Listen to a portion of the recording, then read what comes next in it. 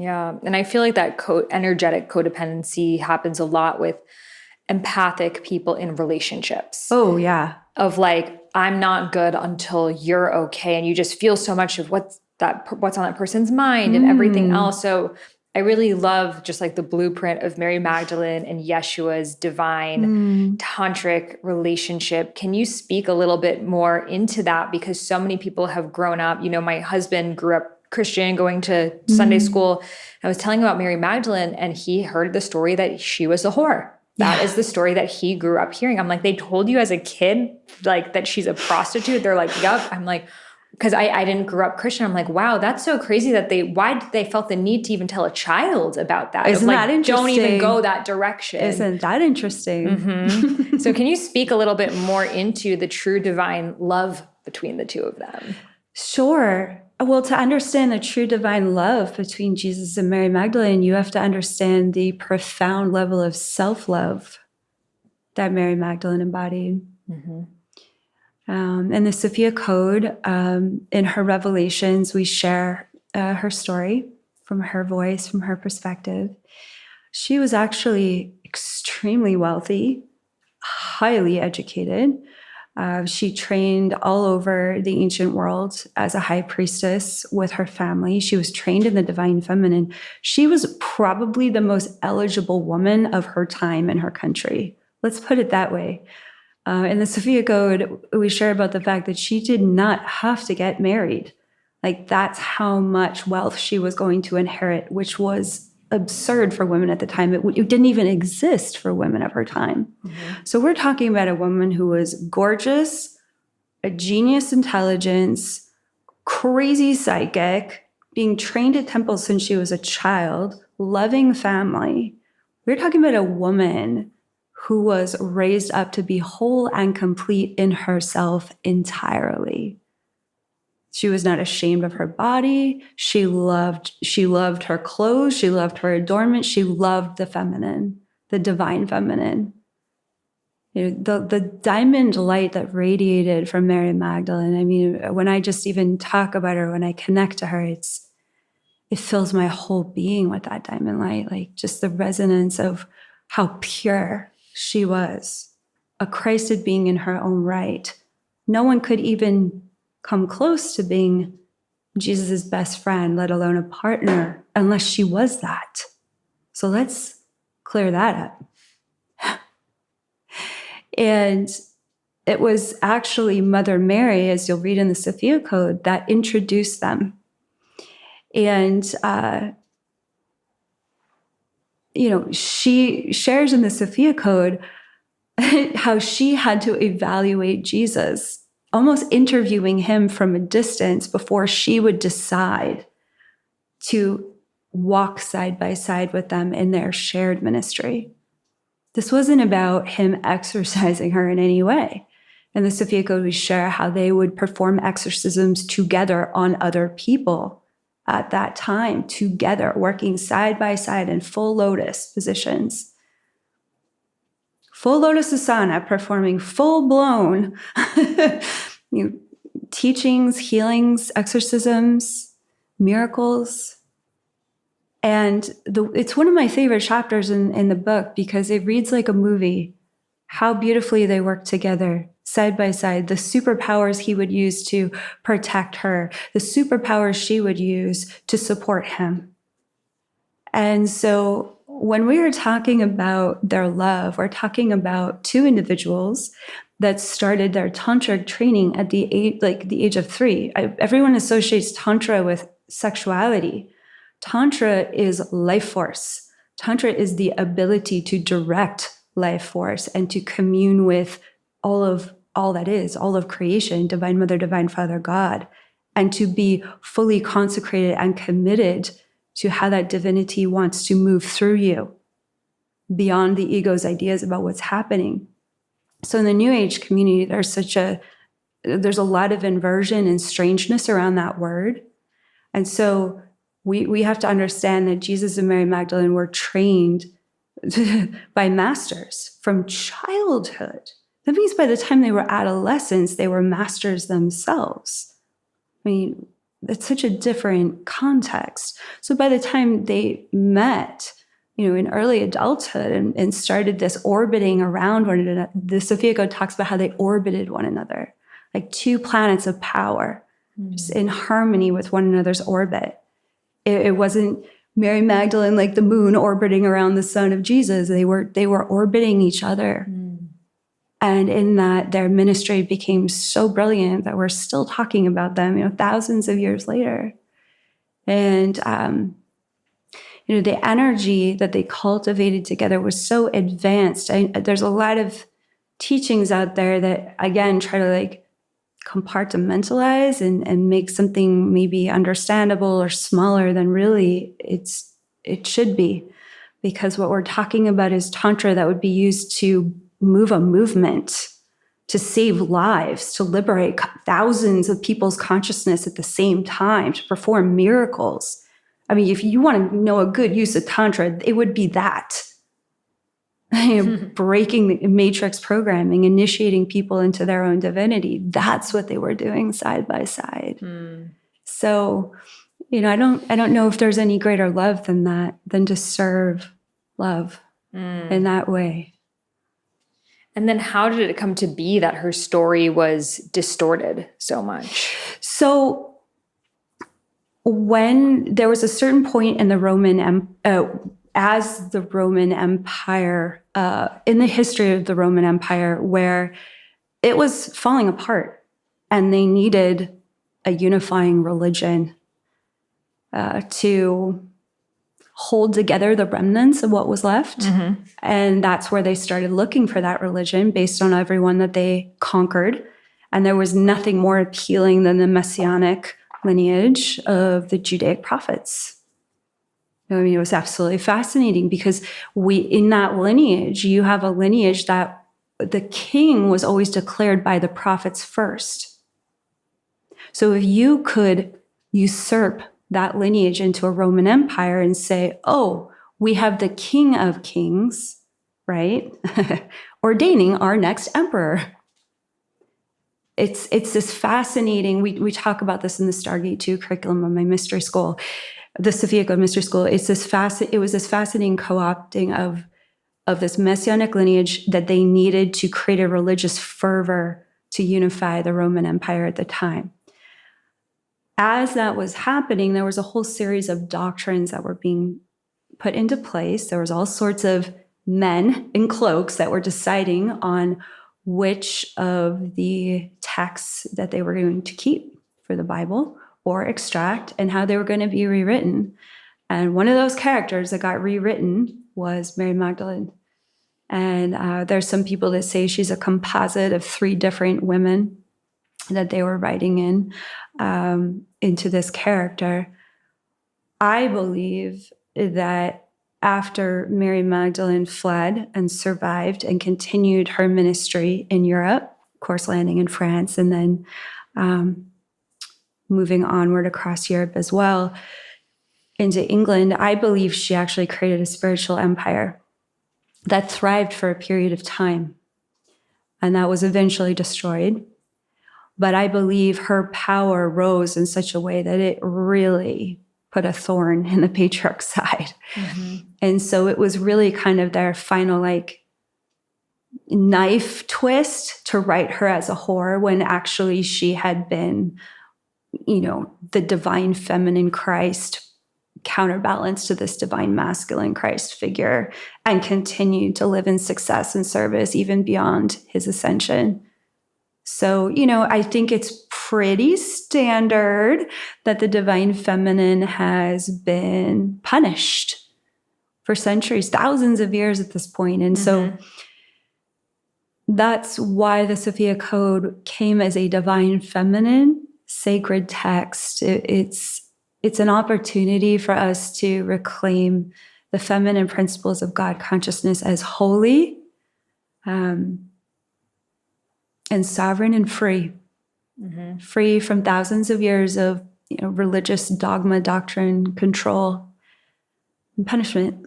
And I feel like the word whore is just used towards the feminine in general. Absolutely. As the ultimate low blow, something that you'll never find your way back from. And also just knowing the way that they were also using their ka bodies and the way that they were connecting sexually, which, you know, I feel like the patriarchy is just so afraid of that power that women hold, that to call her a whore is like the ultimate way also for them to just disown that power. So can you speak into, first of all, what is the ka body, and any rituals and practices that you know of that her and Yeshua would do together to cultivate more of that energy through their tantric practices? Yeah, I mean, when you're using the word whore, you're taking a sword right to the root chakra, right to that base, that foundation there. So one of the practices that they would use to cultivate, well, you know, the ka is the individual souls, but what they want me to share about today is, you know, every relationship has its own soul. So that's what they want me to speak to, because there's countless practices that we could talk about where you build the chi of your own individual soul. But I think what people are really interested there is like, how did they build that, the soul of their relationship, which becomes its own entity? It really does. And I think that's why relationships are so blissful and painful, because we're dealing with the child of the relationship. And most people don't regard it as such, right? And so one of the things that they're asking me to express right now, they're laughing because everyone always wants to go to the sexuality. Yeah, I'm going to be true to what you want me to say. Because everyone keeps focusing on the sexuality, they want another perspective brought in here. And that's what the Sophia Code does. It really brings it back. That's exactly why they want me to do it, because they were constantly teaching side by side. They were constantly meditating side by side. So they were using that Kundalini sexual life force, that cosmic attraction, right? Like off the charts attraction for each other. It would move almost like two dragons up their bodies and then intertwine above them and merge together above them. So it created this beautiful temple of light around them that created a container of space for others to be awakened by. So it's like that they were so cultivated that as they connected to the earth, right, through the root chakra, that dragon tail going all the way to the heart of the earth, their two ka bodies were making love. They weren't even in a bed together in front of all these people, making love. Side by side in meditation, not touching each other, making love. You want new age sexual trauma, not trauma, tantra? Let's do that. Let's do that. Let's visualize that. I mean, that's tantra that changes an entire planet to create a temple of light where you can make love just by sitting next to someone, staring into the eyes of everyone else. That's some multidimensional lovemaking. That's lovemaking that many people don't even consider, because that's how God loves us. All of us, all at the same time. God is madly in love with every single one of us. And so if we want to talk about true tantra, that is what the purpose of it is for, is to experience the God bliss of perfect communion. Yes, of course, with a beloved. What is the highest purpose for it? To love all of creation, to bring healing and enlightenment to it.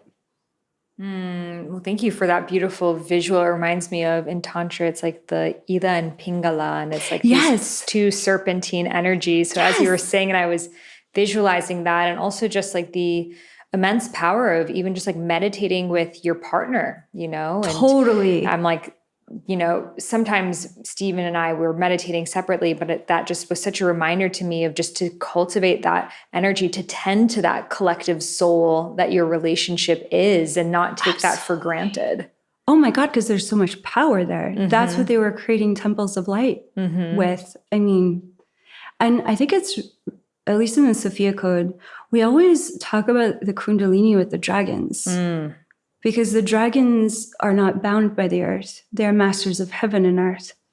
So that was really what I saw. And I maybe it will help anyone who's listening to perhaps consider the ascension of the Kundalini into that such a powerful, unlimited space. We'll take a quick break so I can share with you this special offer.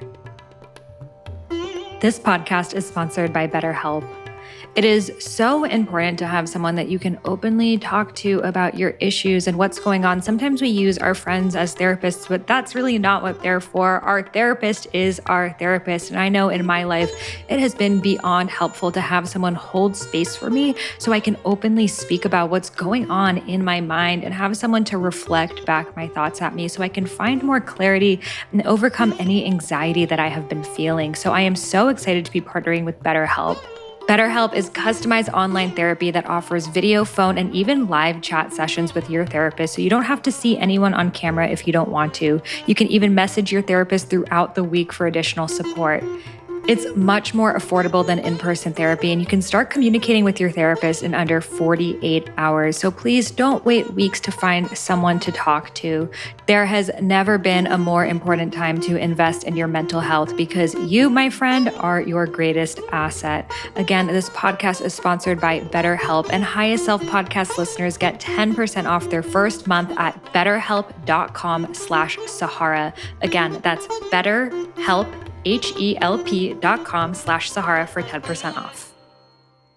So with this Magdalene culture, I see it so much. Do you feel like there is a focus on maybe over-sexualization of Mary Magdalene with it? Yeah, I feel as though sometimes I'll say words because I'm channeling the collective. And when I said sexual trauma about 5 minutes ago, that I feel as though that's what I'm always coming up against in this conversation with Mary Magdalene. It's this sexual trauma in the collective that continues to go unaddressed, and actually not just unaddressed, but then spiritually bypassed into an over-sexualization. And a projection upon Magdalene. And honestly, it kind of drives me crazy because after spending years channeling her and in her presence and understanding the depth of her, like I have channeled her for I don't even know how many hours with clients and students, for the Sophia Code, years and years. And it's like the level of Tantra that she was co-creating with Jesus, again, it was so planetary. It was so for the enlightenment and liberation of humanity. It was stunning. I mean, I've seen visions of them and I'm just speechless. I'm like, when is humanity ever going to be ready to really understand this? Like, this is what they were doing. And so it's like, it just takes a lot of compassion on my part to I feel like I hold my tongue a lot because I don't want anyone to feel like I'm judging them, but I really do feel as though there's a lot of spiritual bypassing and there's a lot of projection onto Mary Magdalene because it's easier to fashion some kind of sexual model in your mind and say, well, she did this, so then I can feel safe being myself. And it's just like, why don't you just be yourself? Why don't you just be with your own sexuality, with your own tantric practice and discover what you're really afraid of and what also your creative potential is there? Why do we have to keep projecting onto this figure who's already been projected onto for thousands of years?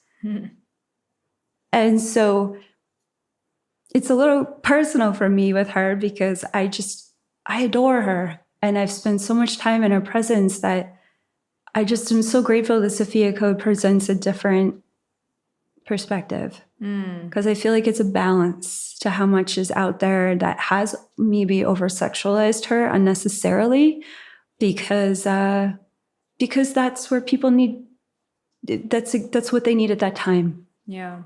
Right? It's like we all find what we need at the chapter that we need, but as we grow and as we evolve and as we mature, we start to realize life is a lot bigger than we can control.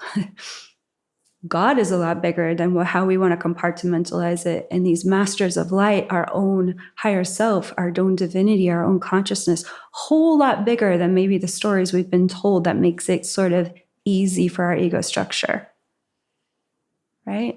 And so I feel like there's a whole lot actually of that happens around her. And my prayer is for people to meet her heart to heart, free of all context, right? Just sit down in meditation, invite her to speak to your heart. Chances are good.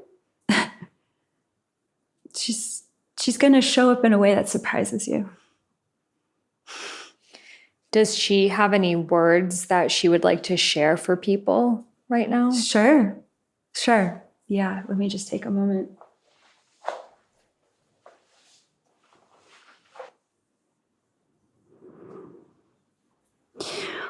So Mary Magdalene is sharing that although it can feel really challenging in this lifetime, the most important person in your world should always be you.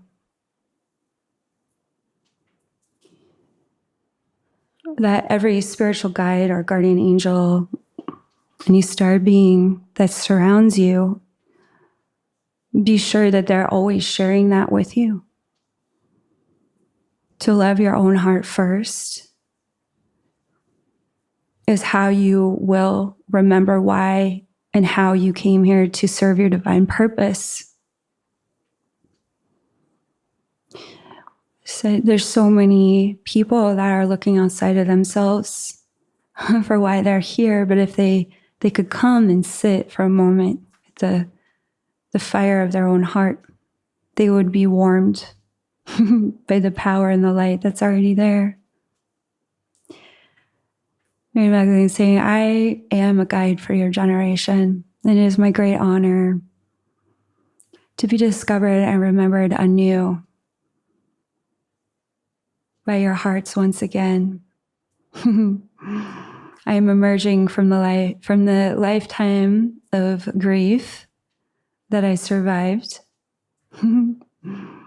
to walk joyfully now with you in this lifetime.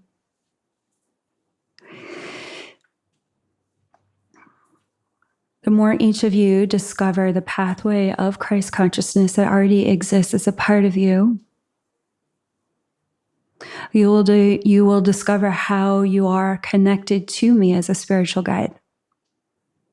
For there are many, many, many light workers that are listening right now that are connected to Jesus and Mary Magdalene, just not in the ways that you were originally taught. And so it's in this reconciliation with the Magdalene, we call it in the Sophia Code, the Magdalene, Order of Magdalena, as you reconcile with me and with Jesus beyond religious doctrine and dogma, you'll experience a massive healing in your heart that goes out across lifetimes, not just this lifetime. It will also lead you to unexpected teachings and lineages and reclaiming your soul power from those lineages as well, whether it be Hindi or Buddhist or indigenous. For you see that there's so much source truth, there's so much source consciousness in many lineages that intersect on this planet. That's why this planet is such an interesting place to ascend from. When you ascend, you are not just ascending with one or two lineages. You are ascending with information from multiple species, multiple lineages, multiple timelines. And this is a lifetime where many of your lifetimes are converging into one 0-point calibration that myself, Jesus, and all of the ascended masters are here to support you. Becoming that bridge for others, because when you merge all of your lifetimes into one body, You are calibrating all of that experience, all of that wisdom, everything you've ever created, all of the memories of your soul back into this one body, which is a vast amount of information, knowledge, and spiritual power that you can draw upon to lead in this lifetime, to fulfill your purpose, to shine, and to co-create with one another. Your generation is here as an extension of ours.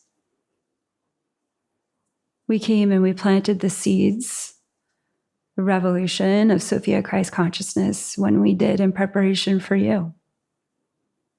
And so when you open your hearts to directly mentor with us, both myself and Jesus and all of the angelic souls that make up the Order of Magdalena, you will realize, you will remember how much you are walking with an army of light. You have never been alone, nor will you ever be alone, and that this is not a fight. This is a consciousness that airdrops down and liberates humanity from the perspective of divinity, which also then eliminates, radiates from your humanity and reclaims the holiness of your humanity as you embody your mission alongside us. Yes, there are many women and men who are drawn to me,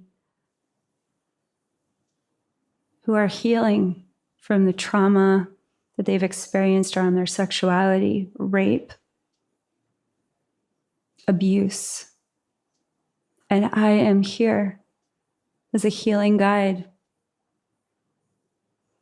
I am here to help dry your tears and to hold you through those very, very difficult moments.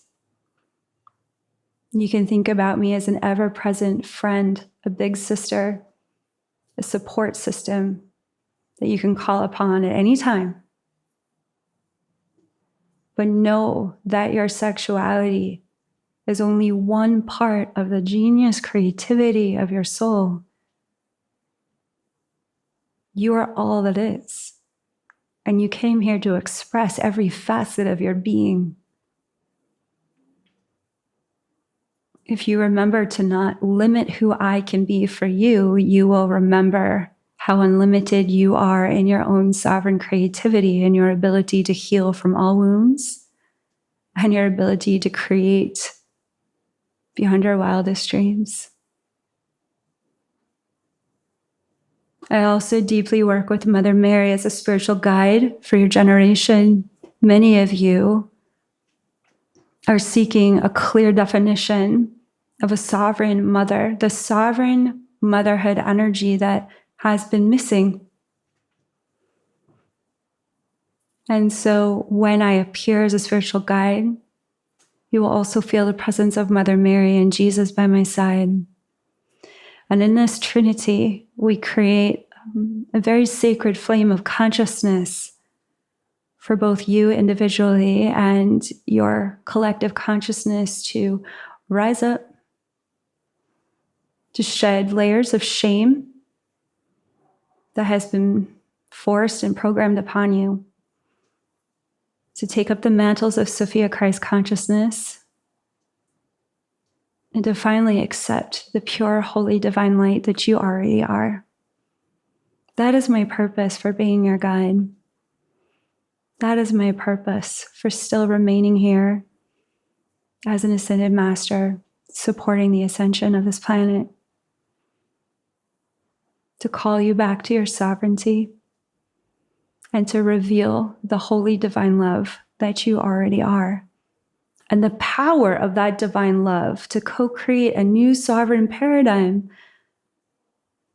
through a space of spiritual maturity when you can identify that your gifts, your talents, your interests, your passions perfectly intersect with others. Like-minded light workers and starseeds that journeyed to be here with you at this time. You are all masters of light in your own way. And so when you call upon me, know that I will be directing you to your own heart. I will be asking you to grow into uncomfortable and vulnerable places so that you can shine bright enough to find your people, to reunite with your community of light workers that are here to co-create with you. The mission that Jesus and I fulfilled happened through a community. There were thousands of us, and there are thousands of you, millions. Stop looking at what's dividing you and start looking for everything that unifies you in this angelic mission that we share together in this lifetime. With all my love, I send my blessings to you. I am Mary Magdalene, and so it is.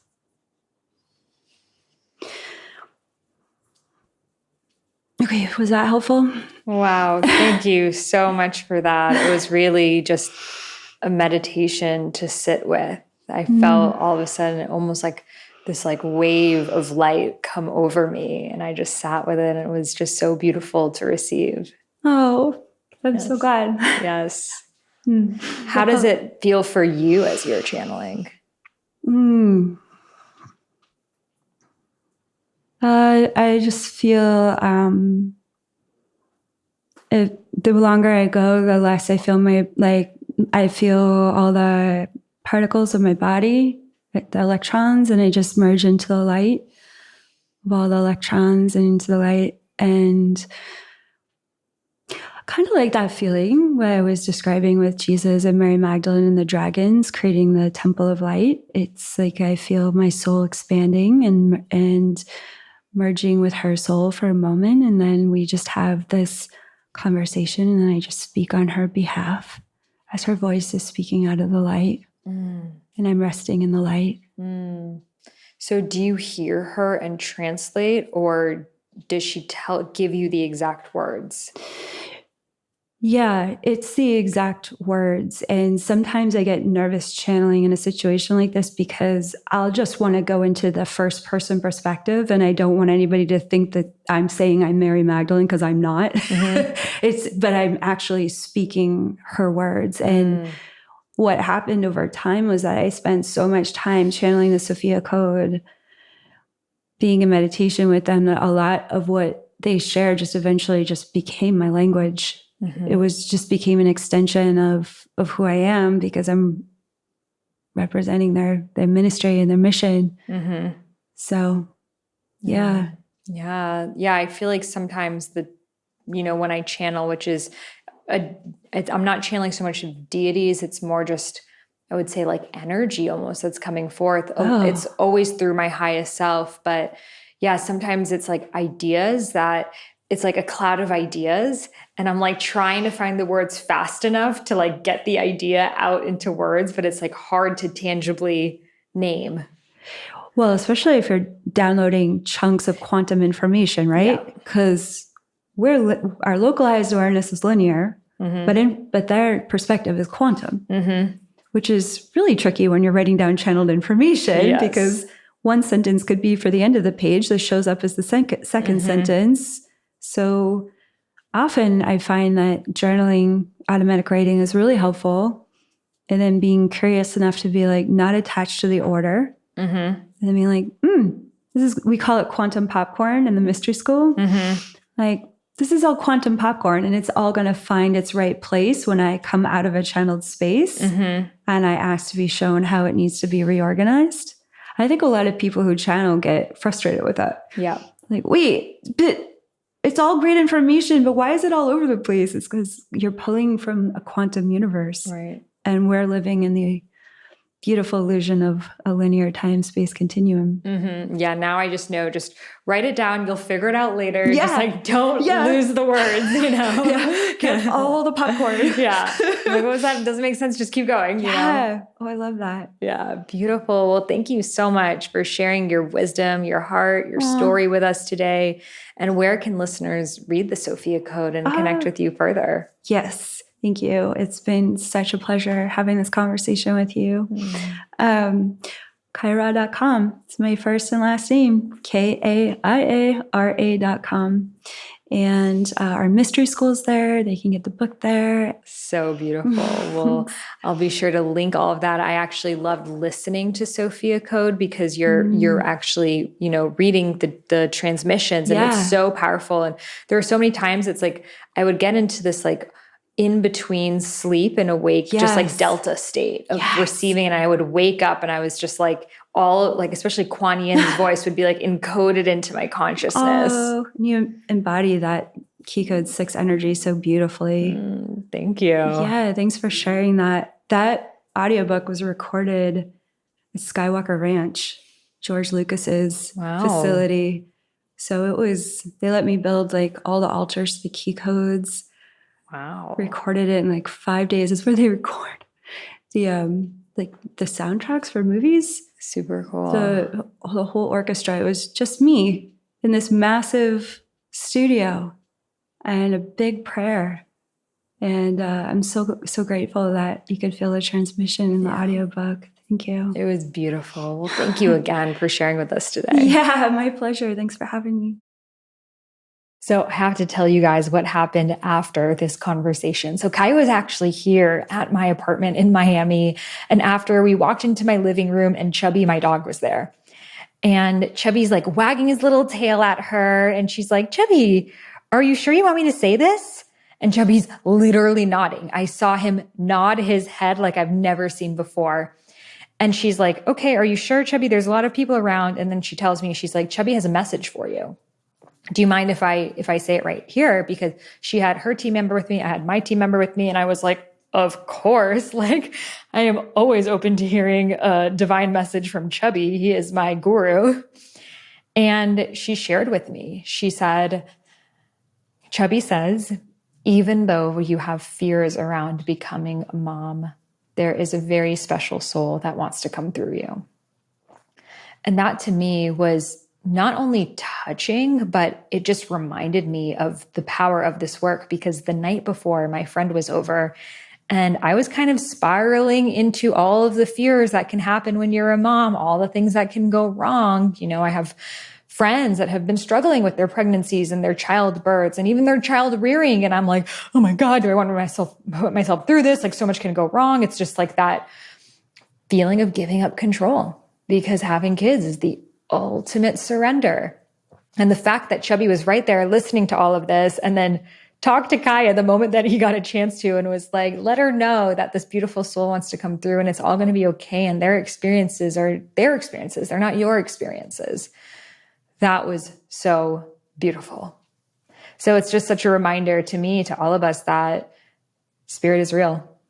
That, sometimes I even feel, I'm like, am I making this up right now? And it's like, then you hear this and it's like, wow, how could Kaia have known? How could she have made that up? The fact that I was talking about that the night before and Chubby was right next to me the whole time and he told her, it's like, you can't make that shit up. So I hope this reminded you that magic is real.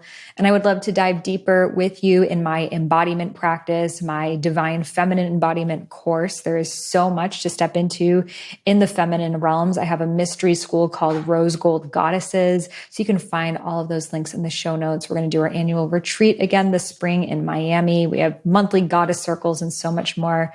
So I hope you loved this conversation, and I would love for you to leave a review. So please share a review with me if you're listening to this on iTunes, and take a screenshot of that review so I can send you a free gift as my thank you. You can email that free gift over to sahara@IamSaharaRose.com. Take a screenshot of your review and I will send you a free gift of my unreleased book, Eat Right for Your Mind Body Type, which is a deep Ayurveda book all about eating right for your dosha. So again, take a screenshot of your review and send it over to Sahara@IamSaharaRose.com and I will send you over my free ebook. I hope you loved this conversation. Share it with people that you think it may resonate with. And I'll see you in the next one. Namaste.